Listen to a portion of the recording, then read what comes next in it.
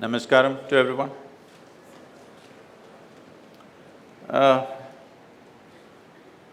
we are in a educational institution. I have to confess that I am somebody with very little education or really no education as such. And I strived to remain uneducated because at a very early age, I realized when a child comes into this world, just about every adult is trying to teach this newborn life so many things which have not worked in their life. So, I strived hard to remain uneducated, not to be influenced by family, not to be influenced by society, not to be influenced by the religion around you, by the national culture around you. Many things that try to seep into you in so many ways, just to remain as life is intended to be. Because if you look at any life, whether a worm or an insect or a bird or an animal or a tree, all I can see is all of them are striving to be full-fledged life. Only human beings are screwed up so badly that they want to be so many things other than life. But the fundamental aspiration, even within the human being, is to become a full-fledged life. The problem is, we know what is a full-fledged grasshopper, we know what is a full-fledged earthworm, we know what is a full-fledged mango tree, but we don't know what is a full-fledged human being. No matter what you do, something within you tells you there is something more to do. Today, you aim at something and you think this is it, you get there and you realize this is not it, there's one more thing to do. Or in other words, every human being is always trying to be something more than what they are right now. If they know only money, they're thinking more money. If they know only knowledge, they're thinking more knowledge. If they know only wealth, more wealth, more pleasure, love, more love, whatever. Whatever may be individual currency, but every human being is constantly longing to be something more. All kinds of pacifist philosophies have been taught to us. Be content with what God has given you, don't be greedy, don't be this, don't be that. But it has not worked for a single human being. Only when you're very sick or you're dying, it works. Otherwise, anybody with little energy coursing through them, they want to be something more. You can't stop it. So if you look at this longing, every human being is longing to grow. How much? Suppose I make you the king or queen of this planet. Don't look at me hopefully. I will not commit such a blunder. But suppose we made you the king or queen of this planet, would you be fulfilled, I'm asking you? Hello? You will want the other stars, isn't it? If I gave you a whole galaxy, you will look for one more galaxy. This is the nature of the human being. Because this is not about more, this is about all. A human being will not settle unless the very infinite is ours. If you're looking for an infinite expansion, going at it physically is going to be a hopeless way. In the sense, because the essence of physical nature is such, physicality can exist only because there are defined boundaries. without a defined boundary. You can't call this a physical body. If I pull out all these boundaries, it cannot be physical anymore. The basis of physicality is boundary, but there is something within you which does not like boundaries. Suppose I imprison you in a 10 by 10 cubicle, you will feel horribly imprisoned. Tomorrow we will announce your liberation and release you into a 20 by 20 cubicle. You will feel wonderful for a day, and again you will feel imprisoned. If I release you into a 100 by 100 cubicle, you will feel great for 3 days, again the same thing. It doesn't matter where I set the boundary. The moment you realize there is a boundary, you want to break it. Yes? Are we on talking terms or is there a problem, huh? Still I have not said anything to upset you, I will. But right now I haven't said anything. There is something within you which does not like boundaries. There is something within you which is either consciously or unconsciously longing to become boundless. If it finds a very basic physical expression, we call this sexuality. You're trying to extend your boundaries. If it finds an emotional expression, we call this love. What is not you, you're trying to make it a part of yourself. If it finds a mental expression, it gets labeled as ambition, greed, conquest, or these days simply shopping. If it finds a conscious expression, then traditionally we call this yoga. The word yoga means union. The word yoga does not mean twisting and turning and standing on your head or anything like this. Yoga means union. This means you successfully managed to obliterate the boundaries of your individuality and experience life in its fullness. You experience life in a limitless way within yourself.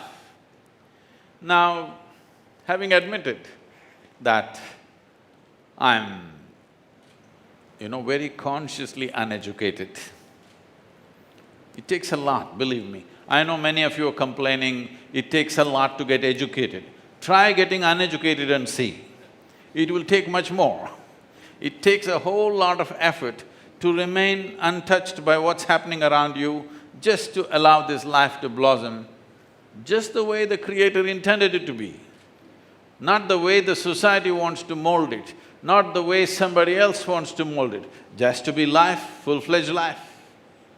Because that is all life is longing for. Having said this, if you want to experience this life just the way it is, one of the foremost problems that human beings have is, this intellect, this mind, this thought process, this is new. When I say new, in the evolutionary scale of things. You heard of Charles Darwin? Hello? Is okay? Are you okay with him? Okay. He told you were all monkeys. Not me, him, that Englishman. He told you were all monkeys. One day your tail fell away and you became human. And it's a very recent happening. And then the cerebral flower blossomed and became busy. Most human beings have still not figured how to manage this and they're going crazy. Yes? If you had come here like any other creature, stomach full, life settled. Yes? Once you come as a human being, stomach empty, only one problem, stomach full, 100 problems. Right now, this is what as evolution has done for you because it has left you in a place where you have an intelligence for which you don't have a stable enough platform. And this is a phenomenal mechanism. Do you agree with me? Your human mechanism, this human mechanism is more sophisticated than your iPhone? Hello? Only half the people are saying they're Samsung people, I think. Is it far more sophisticated than any gadget that we can find on the planet? This is the gadget, isn't it? But I'm asking you, have you read the user's manual? No? Just blundering through it. So everything has become a problem. Human beings are suffering just about anything. If they are poor, they suffer their poverty. You make them rich, they suffer the taxes. If they're uneducated, they suffer that. Put them to school, how much suffering? They are not married, they suffer that. Get them married.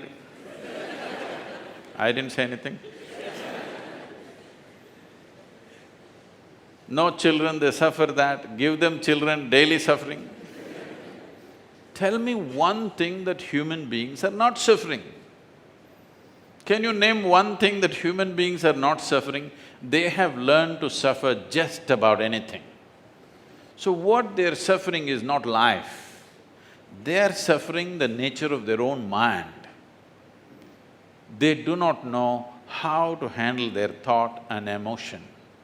When they don't know how to handle their thought and emotion, they come up with exotic names. They call this stress, they call this anxiety, they call this depression, they call this madness. More and more exotic names are coming. Essentially, the problem is just this, you don't know how to handle your thought and emotion, yes or no? Hello? If you knew how to handle your thought and emotion, would you choose to keep yourself blissful or miserable? You must choose right now, I'm going to bless you. Huh? Blissful. That's your choice for yourself, I'm sure. What you want for your neighbor may be debatable, but what you want for yourself is crystal clear, isn't it? In spite of that, why is it not happening? Simply because without understanding the fundamentals of how human mechanism works, we are trying to blunder through the world. This happened. There was a man in South India. We are there right now. He wanted to acquire supernatural powers. You know what are supernatural powers? Somebody wants to walk upon water, somebody wants to fly without an airplane, everybody walks on the floor, so he wants to walk on the ceiling. Essentially circus. You want to do something that others cannot do. So he went from guru to guru, guru to guru, nobody entertained him. After much search, somebody told him, see, these southern Indian gurus are no good, they are too conservative. There is a Buddhist monk in Himalayas, in Tibet. He has all the supernatural powers you want and he is willing to share it with you. Immediately our man set forth on a journey to Tibet. Not an easy journey, by foot, crossing Himalayas and getting there. He went there. He went to the Buddhist monastery. The culture in the Buddhist monastery is very different from southern India. So he went there, nobody asked him who you are. Nobody asked him, where do you come from? Nobody asked him, please come and eat. They just let it be. Not because they don't care for you, this is a culture in the Buddhist monasteries, not because they don't care for you, because their whole life's work is to find out who they are.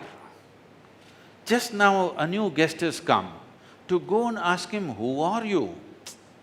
Too profound a question to a man who's just arrived. So they don't want to embarrass you with such a big question. Next possible question is, where do you come from? Do you know where you come from? Hello? As a life, do you know where you have come from?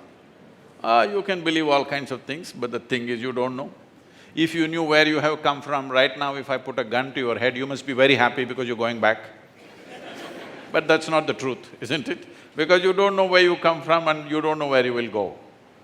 So they didn't want to embarrass him with that question either. When there is time for lunch, there is a bell, if you want you can go and eat. But he comes from southern India. If you go to somebody's house any time of the day or night, sapadu, sapadu, sapadu, sapadu. Yes? So, any time of the day or night sapadu, we think this is hospitality, this is a sure way to the hospital. But he felt very embarrassed because he's a South Indian man. You must at least tell him 3 times, please, please come and eat. No, no. It's all right, please come and eat. No, please, please come and eat. All right.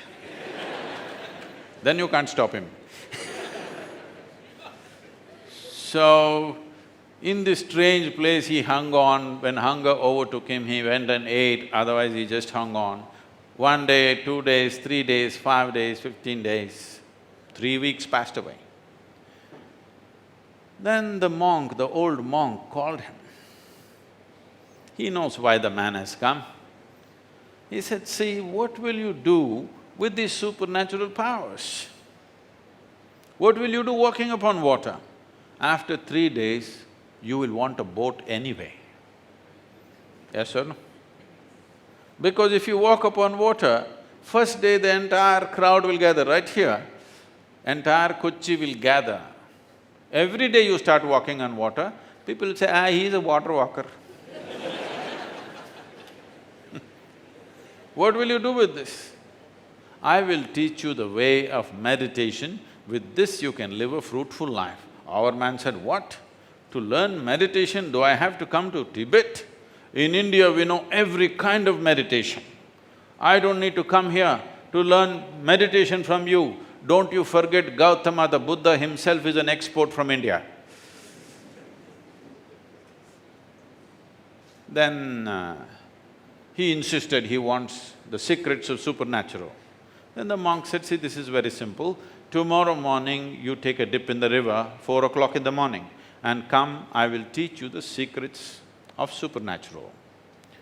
Now, he went and took a dip. This is not Kochi, this is Tibet, where temperatures are always minus. He turned half blue and shivering, he went and sat in front of the monk. The monk looked at his condition and his determination and told him, see, this is very simple. I will give you 3 mantras. These 3 mantras, if you utter it 3 times over, all the supernatural will be yours. Shall I reveal the mantras to you? Hello? Yes. Oh.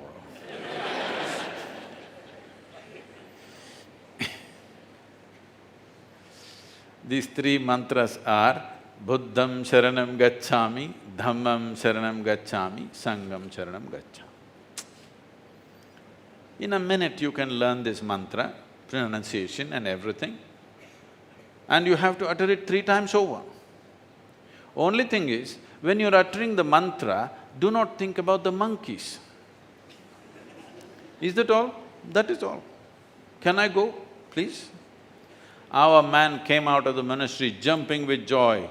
He gave me all the secrets of the supernatural, and the fool tells me, don't think about monkeys. What does he know about my culture? I will think about the Vedas, the Upanishads, the Brahma Sutras, all the great scriptures. Why will I think about a monkey? Am I a hunter? I have not seen a monkey in the last 10 years. Like this, he started walking back towards India. Then he came to the sacred river Ganga, had a dip, sat down, Buddham, monkey. Monkey comes, another dip in the river, Buddham, monkey. In various yoga postures he tried, Bu means monkey comes. 1 week of serious practice, he reached a place where he doesn't have to do anything, only monkeys, inside monkeys, outside monkeys, everywhere monkeys. He could not sit, stand or sleep. He once again trekked back to Tibet and went to the monk and said, to hell with your supernatural, first relieve me of these monkeys first. This is the nature of your mind. If you say, I don't want something, only that will happen to you. Right now as an experiment, next 10 seconds, nobody should think of a monkey. Only monkeys? To this mind, somebody told you what is good, what is bad. Do not think about bad things. Well, it's a full-time job. Without understanding the fundamentals of how this works, we are trying to blunder through it with all kinds of moralities, values, ideologies. You need to approach life with little more sense. For the first time in the history of humanity, we've reached a point where human intellect is coming to a place, unless something is logically correct, you cannot swallow it. Yes or no? If something is not logically correct, you cannot swallow it. If somebody makes you swallow it, you cannot digest it. Have you reached this condition or are still we can shove something into you? Tell me, accordingly I'll go. It must be logically correct, isn't it? What this means is, it doesn't matter what is the authority. If it's not logically correct, you will not accept it. Or in other words, world is